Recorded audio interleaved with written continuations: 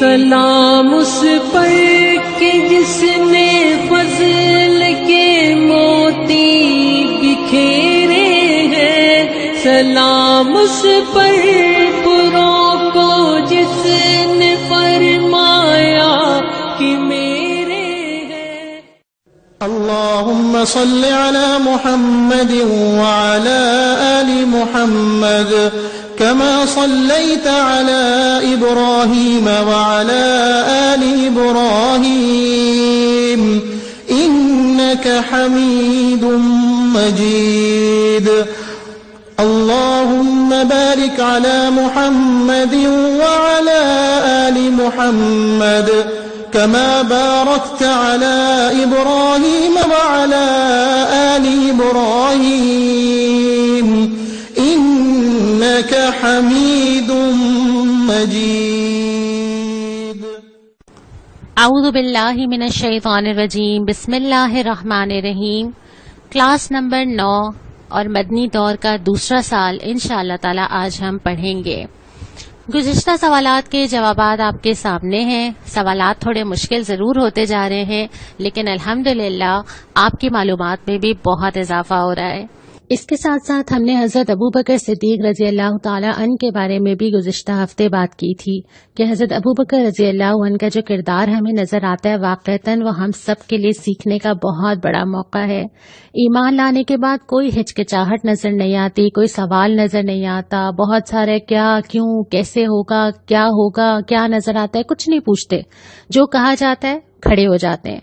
ہر چیز اللہ کے لیے حاضر ہے، اپنا سب کچھ لگا دیا ہے، کچھ بچا کے نہیں رکھا ہے، اور صرف اپنا نہیں، اپنا پورا خاندان، یعنی غلام ہیں تو وہ بھی موجود ہیں، بیٹے ہیں تو وہ بھی حاضر ہیں، بیٹی ہیں تو وہ بھی دین کے لیے لگی ہوئی ہیں، پورا خاندان اپنے ساتھ شامل کیا ہے۔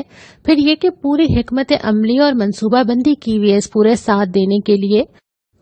اور اب یہ بات طے کر لی ہے کہ بس اب میں ایمان لے آیا ہوں نا، اب میری ذات کے اوپر اگر کسی چیز کی ترجیح ہے تو وہ اللہ کے نبی صلی اللہ علیہ وسلم اور اللہ کا دین ہے، اور ان سب کے لیے اپنا سب کچھ لگا دیا ہے۔ یقیناً آپ نے بھی اس سیرت سے بہت کچھ سیکھا ہوگا۔ اب ہم آ جاتے ہیں آج کی کلاس کے اوپر۔ آپ جانتے ہیں کہ انشاءاللہ اگلے ہفتے ہم عید الاضحیٰ منا رہے ہیں، تو اس حوالے سے ہماری اگلے ہفتے کی کلاس تو نہیں ہوگی، اس وجہ سے ہماری آج کی کلاس کا دورانیہ زیادہ ہے۔ آج ہم کیا پڑھیں گے دیکھتے ہیں۔ گزشتہ ہفتے جو ہم نے چیزیں پڑھی تھیں، آپ صلی اللہ علیہ وسلم کے اقدامات، ہجرت کے بعد وہ پہلا سال تھا۔ آپ کے علم میں ہے کہ ہم نے مدنی دور کا آغاز کر دیا ہے۔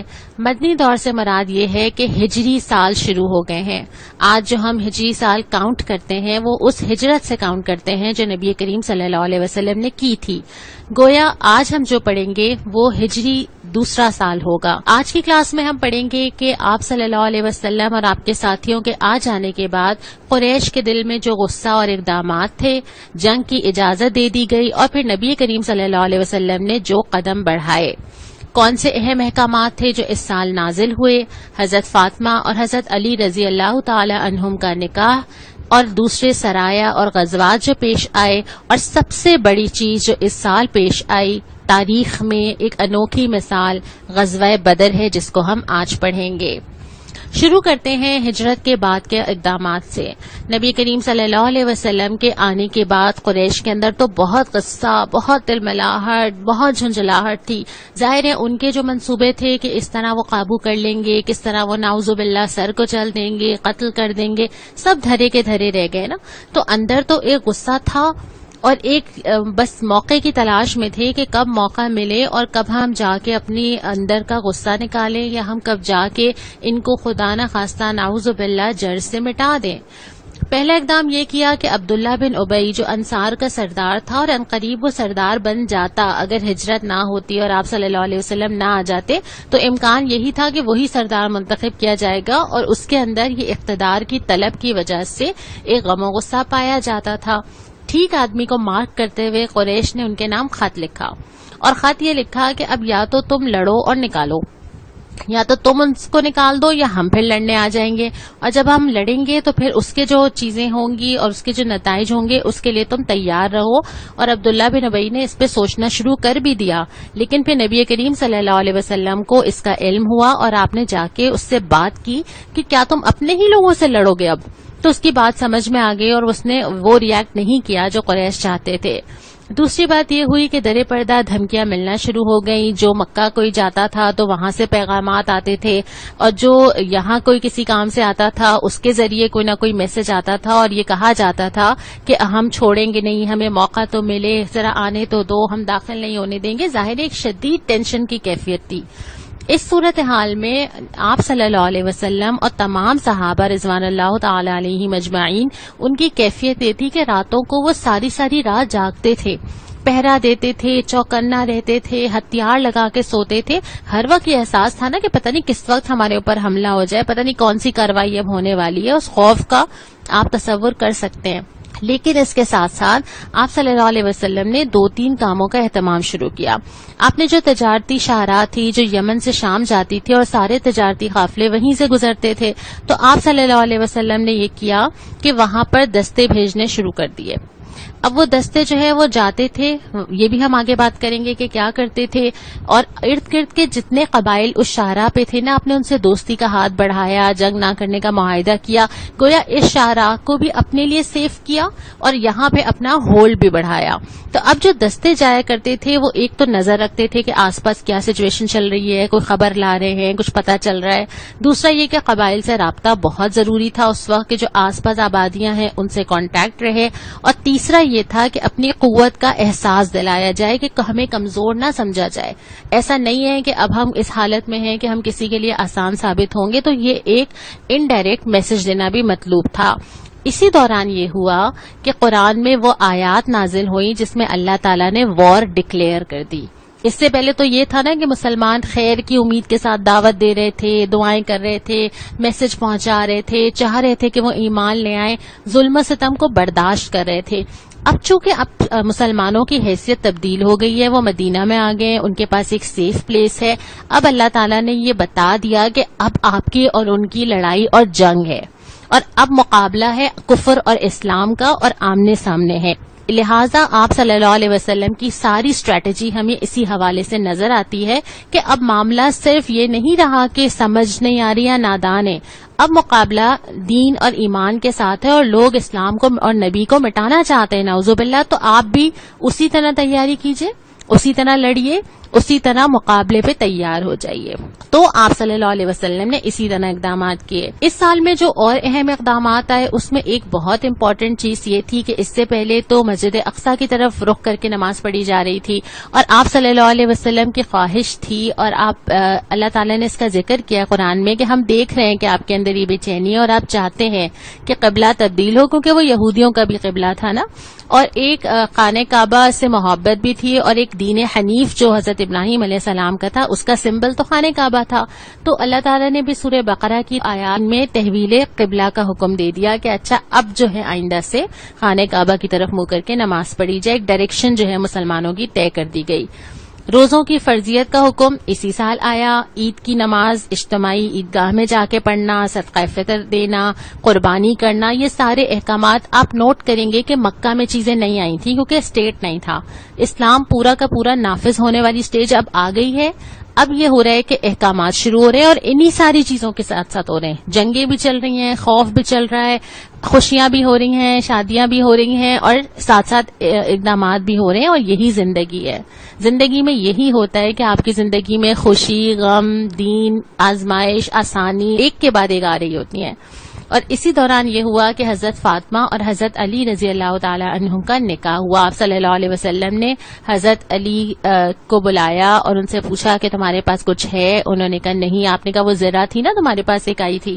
تو انہوں نے کہا ہاں وہ تو ہے۔ پھر آپ صلی اللہ علیہ وسلم نے کہا اس کو سیل کرو، اس کو پھر اس کے بعد گھر کا سامان لیا گیا، اور پھر ان دونوں کا نکاح نبی کریم صلی اللہ علیہ وسلم نے پڑھایا۔ اب جو اہم چیز ہم آتے ہیں وہ اس وقت کی مہمات اور غزوات پہ آتے ہیں. ہمیں لگتا ہے نا کہ مکہ سے آ گئے تو بس اب تو زندگی آسان ہے, مکہ سے نکل کے آ گئے. ایسا نہیں ہے. ویسے تو دین پہ چلنا کبھی بھی آسان نہیں ہے. دین پہ آپ کو عمل کرنا ہے تو آپ کو پروف کرنا ہوتا ہے انہی ساری آزمائشوں سے. پہلے وہ آزمائشیں باہر والوں سے تھیں جو کھلے دشمن تھے.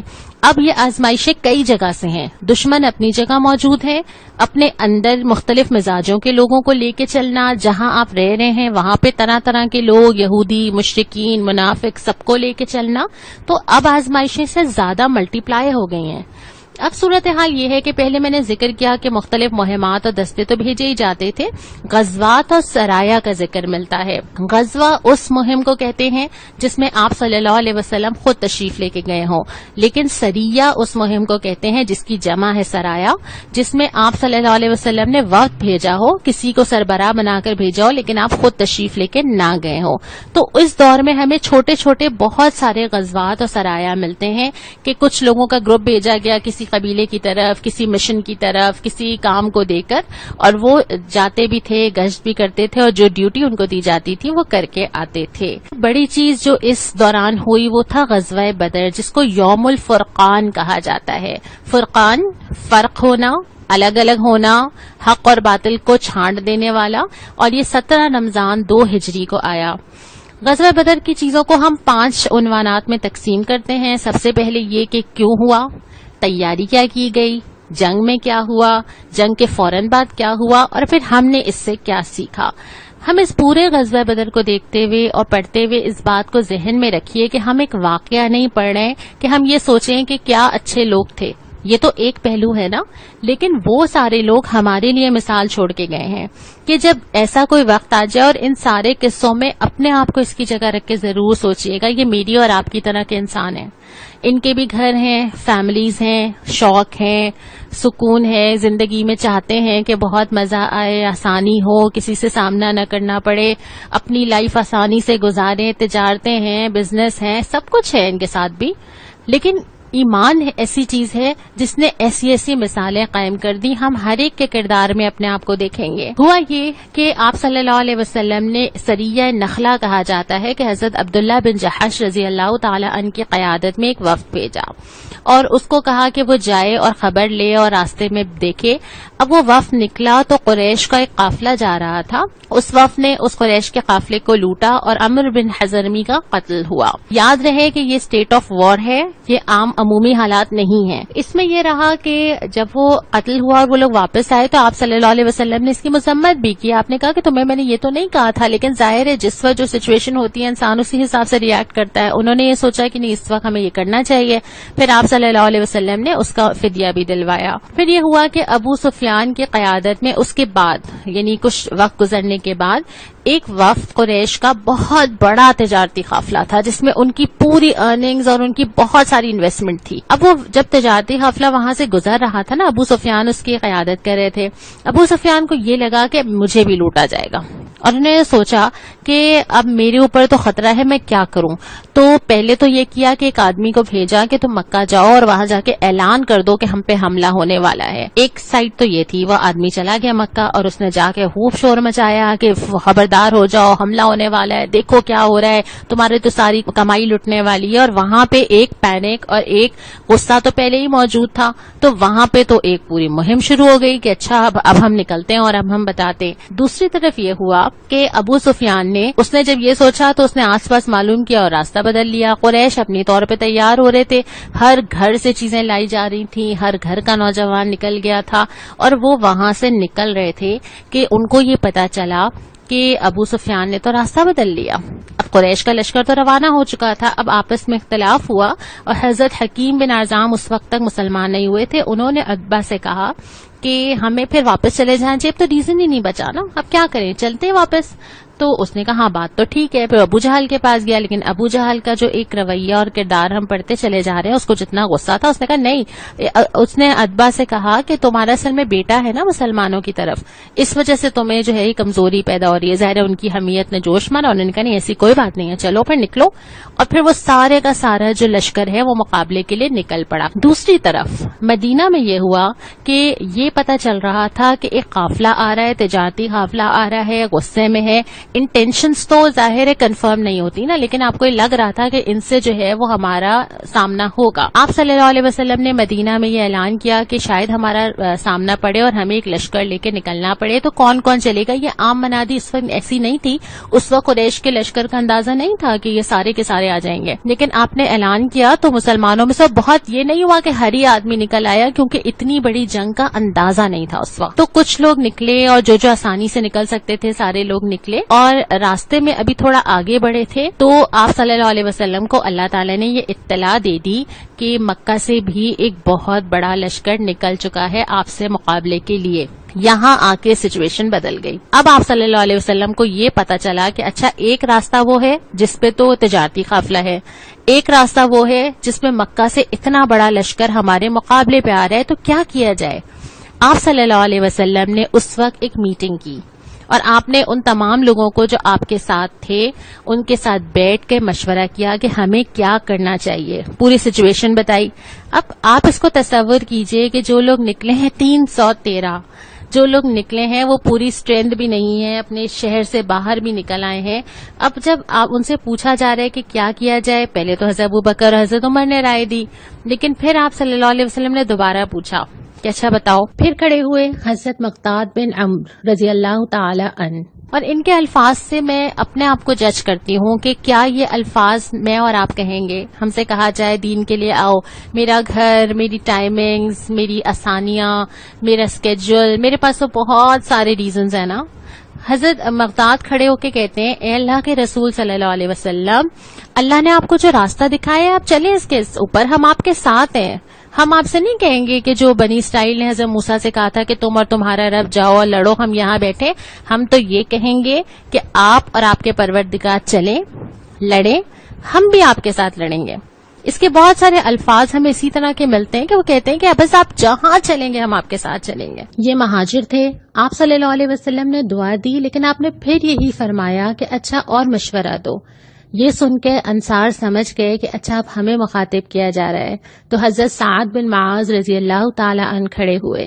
یہ انصار میں سے تھے کہ انصار نے تو اتنی بڑی قربانی پہلے ہی دی تھی نا کہ اپنا شہر کھول دیا تھا، اور ان سے یہ ایکسپیکٹ کرنا ظاہر ہے کہ ان کے ذہن میں کیا چل رہا ہے کہ اب وہ کیا ہمارے ساتھ باہر بھی چل کے لڑیں گے، کیونکہ جھگڑا تو ہمارا تھا. لیکن ایمان ایسی چیز تھی نا جس نے یہ باؤنڈریز ختم کر دی تھی. حضرت سعد جب کھڑے ہوئے انہوں نے کہا کہ اے اللہ کے رسول صلی اللہ علیہ وسلم، مجھے لگ رہا ہے کہ آپ ہم سے کہہ رہے ہیں. آپ نے فرمایا کہ ہاں.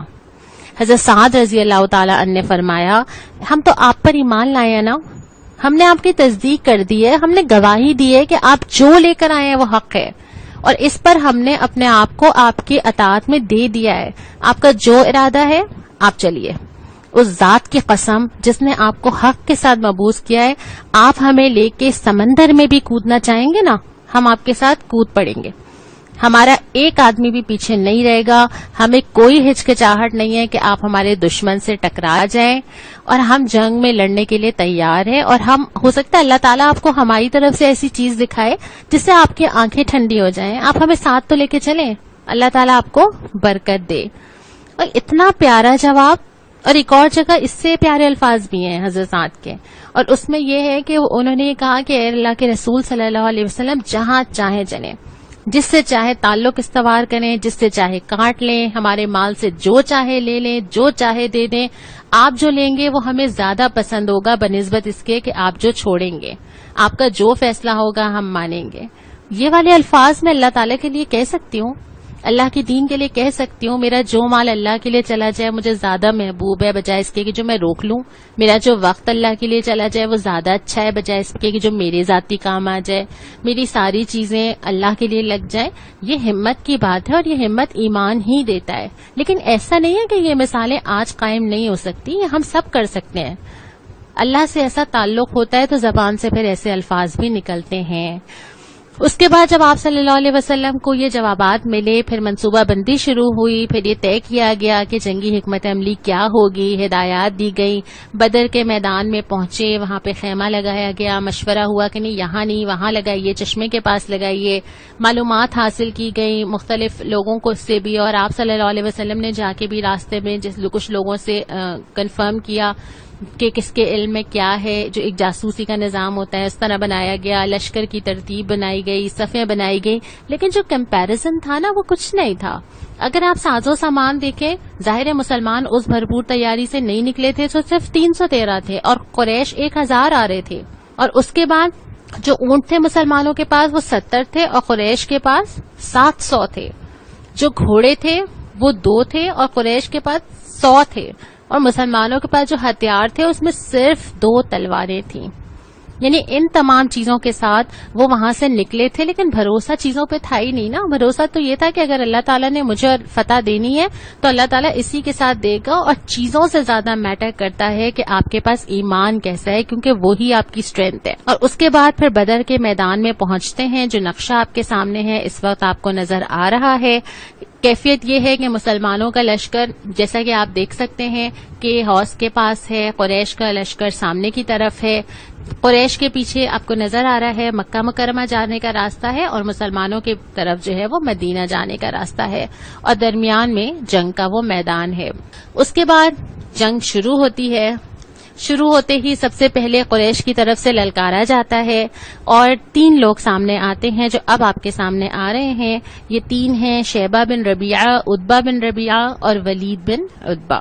یہ سامنے آتے ہیں. پہلے تو یہ پکارتے ہیں کہ بھیجیے کون آتا ہے ہمارے مقابلے پہ. تو یہ 3 صحابہ آتے ہیں, حضرت عبداللہ بن رواحہ, عوف بن حارث اور معوذ بن حارث رضی اللہ تعالی عنہم.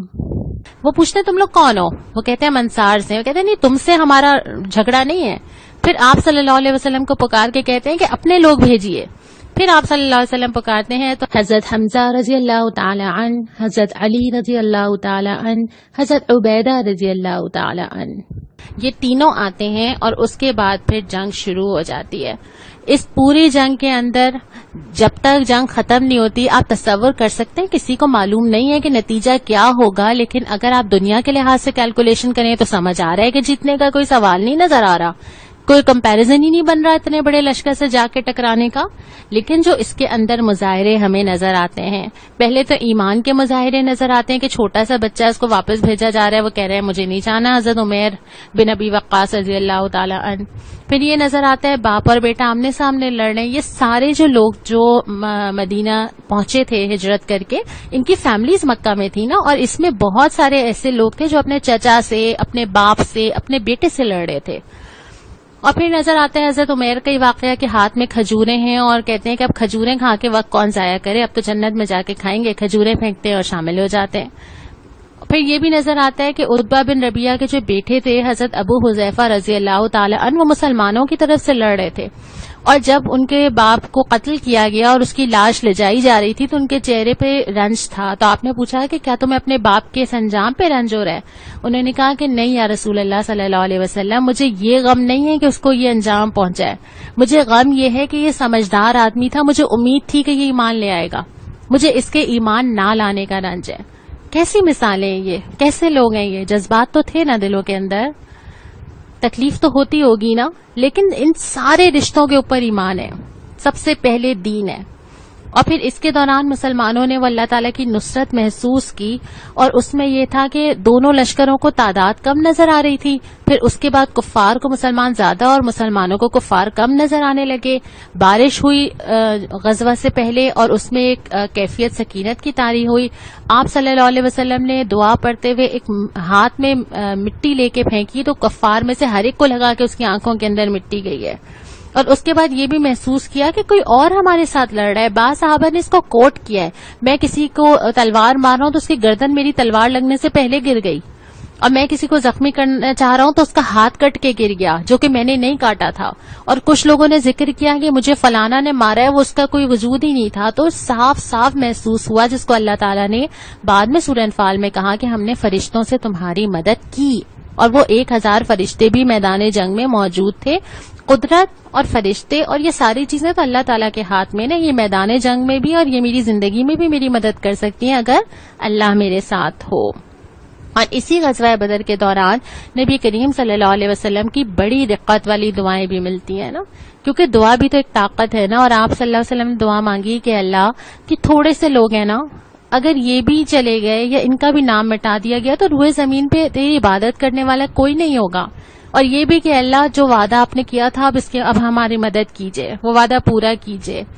اور پھر ہم نے دیکھا کہ یہ تھوڑے سے لشکر نے اس بڑے سے لشکر کو کیسے شکست دی، کیسے حالات بدلے، اور کیسے وہ چیز اللہ تعالیٰ نے دکھائی جو انسان کبھی سوچ بھی نہیں سکتا، اور یہ چیزیں اللہ تعالیٰ میری اور آپ کی زندگی میں بھی دکھا سکتا ہے۔ اور اس بڑے درجے کی وجہ کیا ہے کہ انہوں نے دین کا ساتھ اس وقت دیا جب دین کو ضرورت تھی۔ بعد میں تو فتح مکہ میں بہت لوگ ایمان لائے۔ اسی طرح جب آج دین اگر قائم نہیں ہے نا، ہم نے پچھلے ہفتے پورا ہفتہ اس پہ ڈسکشن کیا کہ کیا بدلنے کو دل چاہتا ہے، معاشرے میں کیا چینج آنا چاہیے۔ بہت سارے لوگوں نے مجھے یہ بھیجا کہ معاشرے میں بہت کچھ بدلنے کا ہے اور سب کچھ دل چاہتا ہے بدلنے۔ اس وقت جو شخص بدلنے کی کوشش کرے گا، سنت کو زندہ کرے گا، دین کا ساتھ دے گا، وہ اتنا بڑا درجہ لے کے چلا جائے گا۔ لیکن جو بعد میں اگر دین قائم ہی ہو تو پھر تو ہر ایک کے لیے آسانی ہے۔ اس کے بعد پھر جب یہ غزوہ مکمل ہوتا ہے، 3 دن آپ صلی اللہ علیہ وسلم صحابہ کے ہمراہ وہاں اور رہے۔ قیدیوں کا معاملہ آیا تو آپ صلی اللہ علیہ وسلم نے رائے طلب کی۔ حضرت ابو بکر صدیق رضی اللہ تعالی عنہ نرم مزاج تھے، انہوں نے کہا یا رسول اللہ فدیہ لے لیجئے، معاف کر دیجئے۔ حضرت عمر رضی اللہ تعالی عنہ کی مزاج میں گرمی تھی، انہوں نے کہا کہ نہیں، ہم میں سے ہر ایک کے رشتہ دار کو اس کے حوالے کیجئے جو کافر ہے، اور ہم ان کی گردنیں اڑائیں گے۔ آپ صلی اللہ علیہ وسلم نے حضرت ابو بکر رضی اللہ تعالی عنہ کی رائے کو قبول کیا۔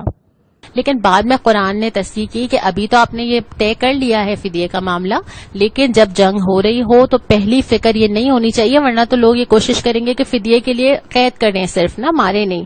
تو جنگ کے دوران آپ کو ترس نہیں کھانا ہے، اچھی طرح قوت کو کچلنا ہے۔ پھر اگر بعد میں آپ کوئی اور چیز سوچتے ہیں تو الگ بات ہے۔ مال غنیمت آیا، پہلا معاملہ تھا، پہلی جنگ تھی، کیا کیا جائے، کس کو ملنا چاہیے۔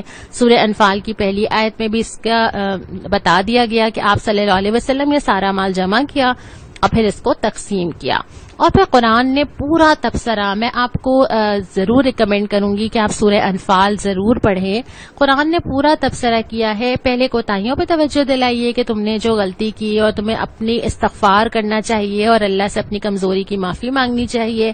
پھر اللہ کی مدد کا ذکر کیا کہ تمہارا بل بوتا نہیں تھا، یہ اللہ کی مدد تھی جو تمہارے ساتھ تھی۔ پھر مال غنیمت کا بتایا گیا، جنگ کے احکامات آئے، اور ساتھ ہی اللہ تعالیٰ نے اس پوری چیز سے نصیحت کی ہے۔ ضرور سورہ انفال کو آپ پڑھیے گا۔ اب اس پورے غزوہ بدر کے بعد جو نتائج ہمیں نظر آئے کہ مسلمانوں کی ایک قوت نظر آ گئی۔ یعنی اب تک تو یہ لگتا تھا نا، کفار کے لیے بھی، قریش کے لیے بھی یہ کہنا بہت آسان تھا، تھوڑے سے لوگ ہیں، ان کو نام و نشان مٹا دیں گے۔ اب پتہ چلا کہ یہ اب ممکن نہیں ہے، اور ایک قوت کا مظاہرہ ہوا، اور قریش کا جو ایک روب اور ایک دبدبہ تھا اس کا خاتمہ ہوا۔ حق اور باطل کھل کے آ گیا سامنے، خود مسلمانوں کے سامنے بھی آیا، انہوں نے بھی ایسی بہت ساری چیزیں دیکھی جو ان کے سامنے آیا، اور عام لوگوں کے سامنے بھی آ گیا کہ تھوڑے ہی سے لوگ ہوں، اور یہ ہمیشہ کے لیے اصول سامنے ہے، آج بھی ہمارے لیے ہے، حق تھوڑا بھی ہونا اللہ کی مدد کے ساتھ بہت زیادہ ہوتا ہے۔ اور یہ یقین پیدا ہوا سب کے اندر، ہم بھی پڑھ رہے ہیں تو ہمیں بھی محسوس ہو رہا ہے نا کہ بس اللہ کی مدد چاہیے ہر معاملے میں۔ اللہ ساتھ ہونا، پھر معاملات کیسے سیٹل ہوتے ہیں، آسانیاں کیسے ہوتی ہیں، مدد کیسے آتی ہے، وہ زندگی میں ہمیں نظر آ جاتا ہے۔ لیکن اس کے بعد ایک ٹرننگ پوائنٹ یہ آیا کہ جو یہودی تھے وہاں کے، مدینہ کے، ان کے اندر جو سازشی نیت تھی جو ہم نے پہلے پڑھا، ان کی طرف سے اب سازشوں کا آغاز شروع ہوا۔ گویا مقابلے پہ جب یہ لگا کہ نہیں مقابلہ کر پائیں گے، تو اندرون خانہ جو لوگ سازش کرنے کی کوشش کر رہے تھے وہ ہم انشاءاللہ تعالی آگے پڑھیں گے۔ آج کی کلاس میں اس غزوہ بدر میں اتنی سنتیں ہیں کہ میں نے آج کوئی سنت نہیں لی، دین کے لیے کھڑے ہونا اور یہ ساری چیزیں۔ آج میں صرف ایک سوال آپ کے سامنے رکھ رہی ہوں، اور اس سوال کے جواب میں یہ نہیں چاہوں گی کہ آپ یہ کہیں کہ نہیں ہم ایسا نہیں کر سکتے، مطلب میں یہ چاہ رہی ہوں کہ آپ اپنی کمزوری کے بجائے مجھے اپنی قوت بتائیے کہ ان غزوہ بدر کے حالات سے آج کل کے لیے یا اپنے لیے آپ نے کیا سیکھا۔ آپ نے یہ نہیں کہنا کہ ہم کہاں، آپ نے یہ کہنا ہے کہ ہاں ہمارے اندر کیا ہے، کیا کر سکتے ہیں، کیا طاقت ہے، کیا قوت ہے، کیا ارادہ ہے۔ غزوہ بدر کے حالات سے میں کیا سیکھوں گی، یہ انشاءاللہ تعالی آپ بات کریں گے۔ اگلی کلاس میں انشاءاللہ تعالی ہم 3 ہجری کے اوپر بات کریں گے۔ السلام علیکم ورحمۃ اللہ۔ سلام اس پر کہ جس کا نام لے کر اس کے شیطان الٹ دیتے ہیں تخت دیتا